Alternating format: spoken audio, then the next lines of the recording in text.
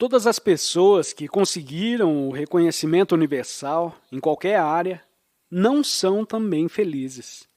Não estão felizes consigo próprias, não sentem segurança, não têm a sensação de que finalmente chegaram.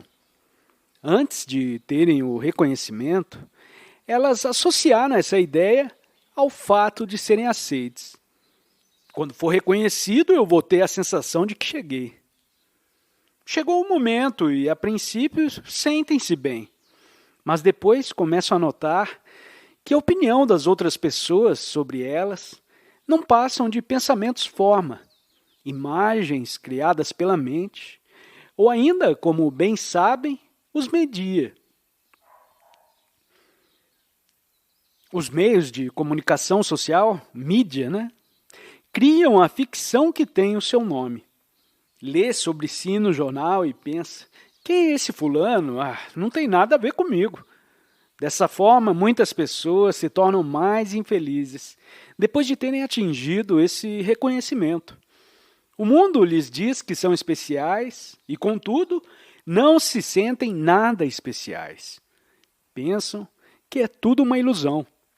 Isto não sou eu, é apenas uma imagem criada pela mente humana.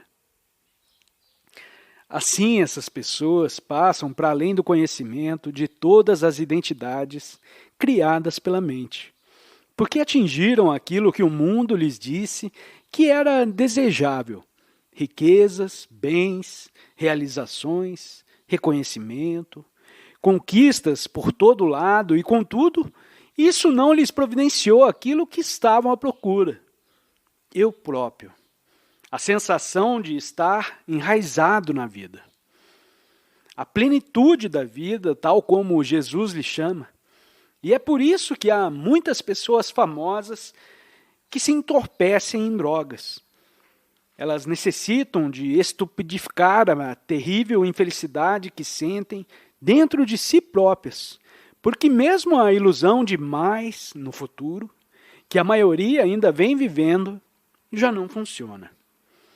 Se já tem tudo, a ilusão de que se irá ter mais no futuro para ser feliz já não os convence.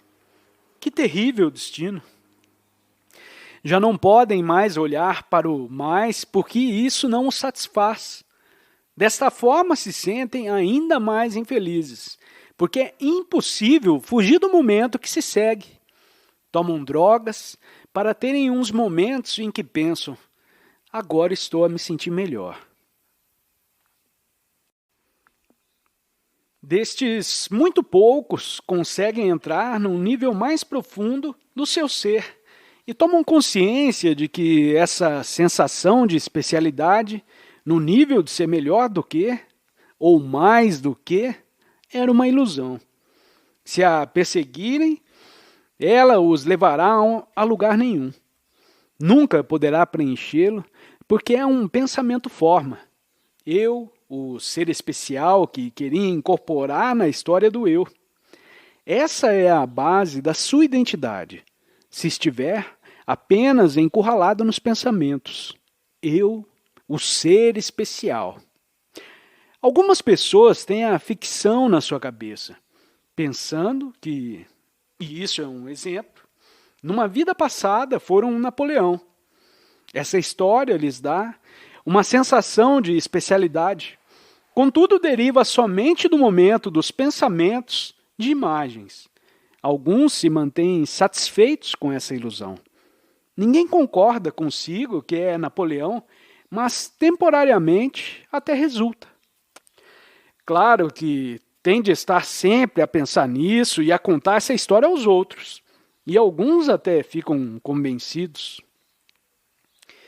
Isso é apenas baseado no movimento dos pensamentos e nas emoções que daí advêm, produzindo toda uma identidade que se fundamenta nessa história. É muito pouco, produzindo toda uma identidade e não irá durar muito. O problema dessa pessoa irá revelar-se brevemente.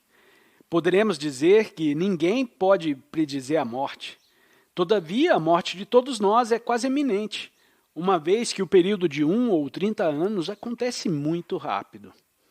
Será no agora que irá acontecer, e não no amanhã. Está agrilhoado a essa interpretação do ser, a esta realidade conceitual, é um destino amedrontador, é uma constante desnecessidade. Mesmo que o traduzam para um conceito espiritual, logo que tomem consciência de que se desapegaram das posses, cuidado aqui com outros pensamentos forma, que chegam para substituir. Por exemplo, levou 20 anos a realizar riqueza e diz, muito bem, chegou o momento de dar o meu BMW e vou comprar uma bicicleta, porque sou espiritual. Irei só usar roupas espirituais, isso e aquilo. Vou então na minha bicicleta e olho para o lado e vejo aquela pessoa que ainda vai tão inconscientemente no seu BMW. E penso no quanto mais superior sou na minha espiritualidade. O seu sentido do eu tornou-se mais pesado do que o da outra pessoa que está a julgar. Por isso, cuidado com o modo como a mente puxa outra história para si, para ter sempre a sensação do mais do que, seja de que maneira for. Isso resulta apenas por comparação.